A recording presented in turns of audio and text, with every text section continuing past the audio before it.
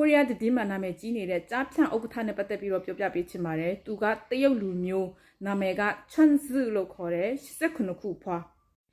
သူကဒီကမ္ဘောဒီးယားနိုင်ငံမှာ Prince Group ဆိုတဲ့နာမည်နဲ့ခရီးသွားဒီအိမ်ချမ်းမြေလုပ်ငန်းပေါ့တခြားလုပ်ငန်းတွေလည်းအများကြီးလုပ်ကိုင်တယ်ပြီးလို့ရှိရင်တာမန်လူငယ်စီးပွားရေးတယောက်အနေနဲ့လူအမြင်မှာအဲ့လိုမျိုးလုပ်ပြီးတော့ဒီကမ္ဘောဒီးယားနိုင်ငံခေါင်းဆောင်နေနဲ့လည်းသူကအတူတူအများကြီးအတူတူလက်တွဲလုပ်တယ်ပေါ့နော်ဒါပေမဲ့သူ့ရဲ့နောက်ွယ်မှာက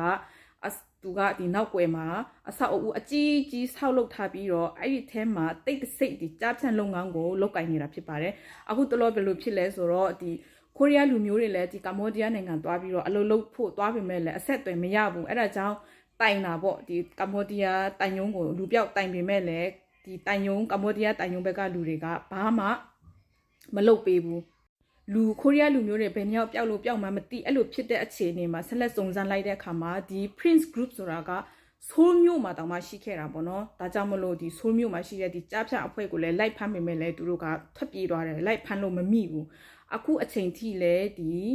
ကြားဖြတ်ဥက္ကဋ္ဌကြီးကိုဖမ်းလို့မမိသေးဘူးသူအခုချိန်ထိထွက်ပြေးတိမ်းရှောင်နေတုန်းပဲပေါ့နော်